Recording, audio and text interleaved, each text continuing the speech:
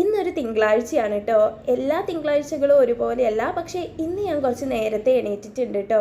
അപ്പോൾ ദാ എന്നത്തെയും പോലെ കുറച്ച് വെള്ളം കുടിച്ചിട്ടാണ് സ്റ്റാർട്ട് ചെയ്തിട്ടുള്ളത്. പിന്നെ ഇന്ന് ഞാൻ എണീക്കുമ്പോൾ മോൻ എണീറ്റിട്ടില്ല കേട്ടോ, അവൻ നല്ല ഉറക്കത്തിലാണ്. അപ്പം ഞാൻ വിചാരിച്ചു എന്നാൽ പിന്നെ കുറച്ച് സമയം നമ്മളുടെ ബാൽക്കണിയിൽ ചെന്നിരിക്കാമെന്ന്. എനിക്കിങ്ങനെ ഒറ്റയ്ക്ക് ഇരിക്കാൻ ഭയങ്കര ഇഷ്ടമാണ് കേട്ടോ. അതിപ്പോൾ ദേഷ്യം തോന്നുമ്പോഴാണെങ്കിലും സങ്കടം തോന്നുമ്പോഴാണെങ്കിലും എനിക്ക് ഒറ്റയ്ക്ക് ഇരിക്കാനാണ് കേട്ടോ ഇഷ്ടം. പിന്നെ ഞാനിവിടെ ഡെയിലി ഇങ്ങനെ വന്നിരിക്കാറൊന്നുമില്ല.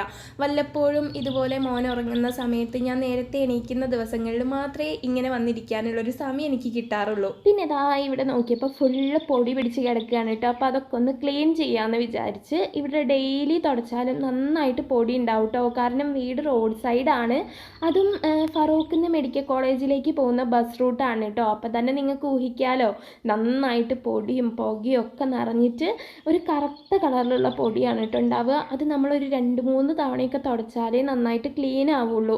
അപ്പോൾ അത്രയും പൊടി ദിവസവും നിറഞ്ഞിട്ടുണ്ടാവും. അപ്പോൾ നിങ്ങൾ ആരെങ്കിലും പുതിയതായിട്ട് വീടൊക്കെ ഉണ്ടാക്കുന്നുണ്ടെങ്കിൽ ഞാൻ ഫ്രീ ആയിട്ടൊരു അഡ്വൈസ് തരാം കേട്ടോ.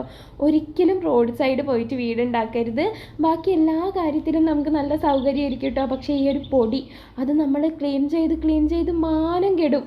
അതുപോലെ തന്നെ വീട്ടിൽ എന്ത് സാധനം വെച്ചാലും അതൊക്കെ പെട്ടെന്ന് പൊടി പിടിച്ചിട്ട് നാശമാവും കേട്ടോ. അപ്പോൾ അങ്ങനെ കുറച്ച് ബുദ്ധിമുട്ടുകളുണ്ട്.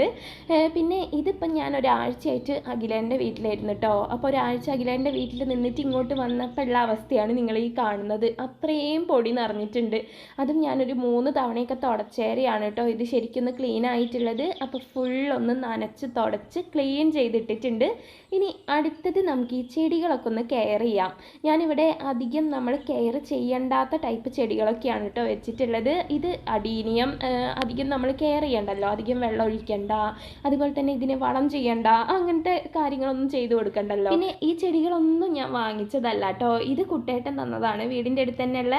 അപ്പോൾ ഏട്ടൻ അതിൻ്റെ തൈയൊക്കെ പിടിപ്പിച്ചിട്ട് കൊണ്ട് തന്നതാണ് കേട്ടോ. 4 തൈ തന്നിട്ടുണ്ടായിരുന്നു, 4 എണ്ണം ഇപ്പോഴും ഉണ്ട് കേട്ടോ. ഞാനത് നന്നായിട്ട് ശ്രദ്ധിക്കുന്നുണ്ട്. പിന്നെ ഇടയ്ക്ക് ഞാനിത് കട്ട് ചെയ്ത് കൊടുക്കാറുണ്ട് കേട്ടോ, അല്ലെങ്കിൽ ഇത് സ്ട്രെയിറ്റ് ആയിട്ട് അങ്ങനെ നീണ്ടു പോകും. നമുക്കിങ്ങനെ കുറച്ച് ചില്ലകളൊക്കെ പോലെ വരണമെങ്കിൽ ഇടയ്ക്ക് അത് കട്ട് ചെയ്ത് കൊടുക്കണം. അപ്പോൾ ഞാൻ ഇടയ്ക്കിടയ്ക്ക് അത് കട്ട് ചെയ്ത് കൊടുക്കാറുണ്ട്. പിന്നെ കഴിഞ്ഞ തവണ അച്ഛൻ ഇതിൽ കുറച്ച് ചേരിച്ചണ്ടിയും അതുപോലെ തന്നെ നമ്മളുടെ ചാണകം ഉണക്കിയതും ഒക്കെ ഇട്ടിട്ടുണ്ടായിരുന്നു കേട്ടോ. അതുകൊണ്ട് അതിൻ്റെ വേര് ഫുള്ളായിട്ട് മൂടിപ്പോയി. അപ്പോൾ ഈ ഒരു അടീനിയത്തിൻ്റെ ഹൈലൈറ്റ് എന്ന് പറയുന്നത് അതിൻ്റെ വേരാണല്ലോ. അപ്പോൾ വേര് പുറത്ത് കണ്ടാലാണ് അതിൻ്റെ ആ ഒരു ഭംഗി. അപ്പോൾ ഞാൻ ആ വേരിനെ ഒന്ന് പുറത്തേക്ക് ചാടിച്ച് വെച്ചിട്ടുണ്ട് കേട്ടോ, കാണുന്ന രീതിക്കൊന്ന് പുറത്തേക്ക് ആക്കി വെച്ചിട്ടുണ്ട്.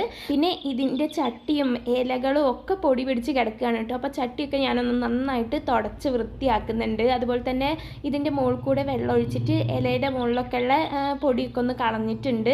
അങ്ങനെ എല്ലാ അടീനിയും നന്നായിട്ട് അതിൻ്റെ വേരൊക്കെ പുറത്തേക്ക് കാണുന്ന രീതിക്കൊന്ന് പൊക്കി വെച്ച് നനച്ചൊക്കെ കൊടുത്ത് വല്ലപ്പോഴും നനച്ച് കൊടുത്താൽ മതി കേട്ടോ.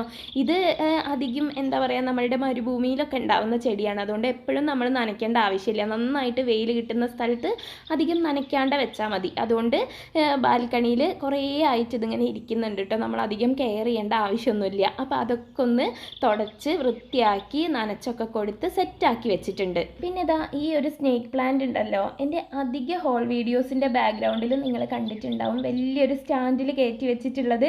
ഇതിപ്പോൾ കുറച്ചായിട്ട് ഞാൻ ബാൽക്കണിയിലാണ് കേട്ടോ വെച്ചിട്ടുള്ളത്. കാരണം ആ ഒരു സ്റ്റാൻഡിൻ്റെ മുകളിൽ വെക്കുമ്പോൾ മോൻ ഇടയ്ക്കിടയ്ക്ക് അത് പോയി പിടിക്കും. അപ്പോൾ എപ്പോഴാണ് അത് വീഴുക എന്നുള്ളത് പറയാൻ പറ്റില്ല. അതുകൊണ്ട് ഞാനതെടുത്ത് ബാൽക്കണിയിലേക്ക് വെച്ചതാണ് കേട്ടോ. പക്ഷേ ഇവിടെ വെച്ചതോടുകൂടി ഇതിൻ്റെ ഇല ഫുള്ള് നാശമായിട്ടോ. അതായത് ഫുള്ള് പെട്ടെന്ന് പൊടിയൊക്കെ പിടിച്ചിട്ട് പെട്ടെന്ന് ചീത്തയാവുന്നുണ്ട്. അപ്പോൾ ഇത് ഉള്ളിലേക്ക് തന്നെ ഇനി മാറ്റി വെക്കണം. അപ്പോൾ അതൊക്കെ ഒന്ന് തുടച്ച് വൃത്തിയാക്കി കൊടുത്ത്, പിന്നെ ഇതാ ഈ ഒരു ചെടി ഉണ്ടല്ലോ, ഇത് എൻ്റെ ഫ്രണ്ട് ശ്രുതിയേച്ചിൻ്റെ വീട്ടിൽ നിന്ന് കൊണ്ടുപോകുന്നതാണ് കേട്ടോ. കൊണ്ടുവരുമ്പം ചെറിയൊരു തൈയായിരുന്നു, പക്ഷേ അത് കണ്ടില്ലേ ഫുള്ള് ഈ ഒരു ചട്ടിയിൽ ഫുള്ളായിട്ടുണ്ട്. അപ്പോൾ അതൊക്കെ ഞാനൊന്ന് മാറ്റി നട്ടിട്ടുണ്ട് കേട്ടോ. അതായത് കുഞ്ഞെണ്ണം മാത്രം ഒരു 3 എണ്ണം ഈ ഒരു ചട്ടിയിൽ നട്ടിട്ട് ബാക്കിയൊക്കെ വേറൊരു ചട്ടിയിലേക്ക് മാറ്റി കൊടുത്തിട്ടുണ്ട്. ഇതും ഞാൻ എൻ്റെ ബാക്ക്ഗ്രൗണ്ടിൽ വെക്കുന്നതാണ് കേട്ടോ. ഇത് ഞാൻ തന്നെയാണ് ഇങ്ങനെയാക്കി എടുത്തിട്ടുള്ളത്. നമ്മളുടെ എന്താ പറയുക, ലക്കി ബാമ്പു, ഇതും ശ്രുതിയേച്ചിൻ്റെ വീട്ടിൽ നിന്ന് കൊണ്ടുവന്നതാണ് കേട്ടോ. അപ്പോൾ ഏച്ചി ഒരു തൈ തന്നതായിരുന്നു. അത് ഞാൻ എന്താ പറയുക കുറേ ഉണ്ടാക്കിയിട്ട് അതിൽ നിന്ന് കട്ട് ചെയ്ത് ഇതുപോലെ വെള്ളത്തിലിട്ടേക്കുന്ന രീതിക്ക് കുറേ ഉണ്ടാക്കി എടുത്തതാണ്. ഇതെനിക്ക് ഭയങ്കര ഇഷ്ടമാണ് കേട്ടോ. ഇതും ഞാനിപ്പോൾ കുറേ വീഡിയോസിൻ്റെ ബാക്ക്ഗ്രൗണ്ടിൽ വെക്കുന്നുണ്ട്. അപ്പോൾ അതിൻ്റെ വെള്ളമൊക്കെ ഒന്ന് മാറ്റി അതിൻ്റെ ഇലയൊക്കെ ഒന്ന് കഴുകി ഒക്കെ സെറ്റാക്കിയിട്ടുണ്ട്. പിന്നെ ഇതാ ഈ ഒരു കാക്ടസ് കണ്ടോ, ഇതും ഞാൻ വീഡിയോൻ്റെ ബാക്ക്ഗ്രൗണ്ടിൽ വെക്കുന്നതാണ് കേട്ടോ. അപ്പോൾ സത്യം പറഞ്ഞാൽ ഇവിടെയുള്ള ചെടികളൊക്കെ ഞാൻ എൻ്റെ ഇഷ്ടം കൊണ്ട് നട്ടിട്ടുള്ളതല്ല കേട്ടോ. ശരിക്കും അത് വീഡിയോൻ്റെ ബാക്ക്ഗ്രൗണ്ടിലൊക്കെ വെക്കാൻ വേണ്ടിയിട്ടാണ് ഞാൻ ചെടികൾ നട്ടിട്ടുള്ളത്. പക്ഷേ ഇപ്പോൾ അതൊക്കെ എനിക്ക് ഭയങ്കര ഇഷ്ടമാണ് കേട്ടോ. ഇതിലേതെങ്കിലും ഒന്ന് നാശമായി കഴിഞ്ഞാൽ എനിക്ക് ഭയങ്കര സങ്കടമാവും. ചെടികളെ മക്കളെപ്പോലെ കൊണ്ട് നടക്കുന്ന കുറേ പേരുണ്ട് കേട്ടോ. ഞാൻ അങ്ങനെയൊന്നുമല്ല. അതിപ്പോൾ നിങ്ങൾക്കിത് കാണുമ്പോൾ തന്നെ മനസ്സിലാവുന്നുണ്ടാവും. അധികം മെയിൻറ്റെയിൻ ചെയ്യേണ്ടാത്ത ടൈപ്പ് ചെടികളാണ് ഞാനിവിടെ നട്ടിട്ടുള്ളത്. കാരണം എനിക്ക് അങ്ങനെ ചെടികളെ കൂടുതലായിട്ട് കെയർ ചെയ്യാനൊന്നും പറ്റിയെന്ന് വരില്ല. അപ്പോൾ അതുകൊണ്ട് ഞാൻ അങ്ങനത്തെ ചെടികൾ നട്ടിട്ടും കാര്യമില്ല. അപ്പോൾ ഞാനിങ്ങനെ എന്താ പറയുക, ഇൻഡോർ പ്ലാന്റ്സ് അല്ലെങ്കിൽ കാക്ടസ് ഒക്കെ പോലെയുള്ള അധികം നമ്മൾ എന്നും നനയ്ക്കേണ്ടാത്ത, അതുപോലെ തന്നെ കൂടുതൽ കെയർ ചെയ്യേണ്ടാത്ത ടൈപ്പ് ചെടികളൊക്കെയാണ് കേട്ടോ ഞാൻ അധികം വെച്ചിട്ടുള്ളത്.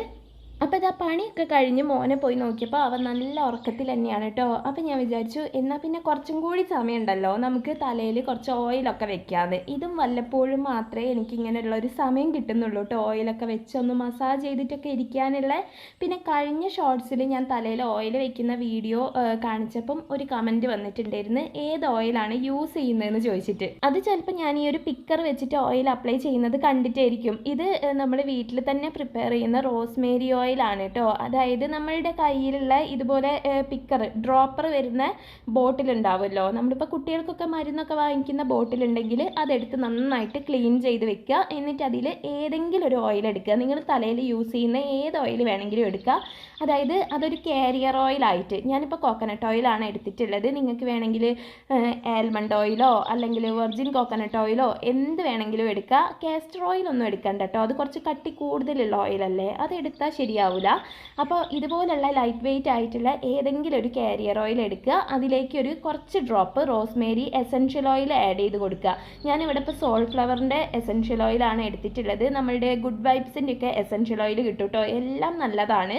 അപ്പോൾ അതിലേതെങ്കിലും ഒന്ന് വാങ്ങിച്ചിട്ട് ഒരു കുറച്ച് ഡ്രോപ്പ്, ഇപ്പോൾ ബിഗിനേഴ്സ് ആണെങ്കിൽ ഒരു സ്പൂണ് കാരിയർ ഓയിലിലേക്ക് 2-3 drop rosemary essential oil add ചെയ്ത് കൊടുക്കുക. ഇനിയിപ്പോൾ നിങ്ങൾ മുന്നേ റോസ്മേരി യൂസ് ചെയ്യുന്നവരാണെങ്കിൽ ഒരു സ്പൂണ് കാരിയർ ഓയിലിലേക്ക് ഒരു 5 drop rosemary essential oil add ചെയ്യുക.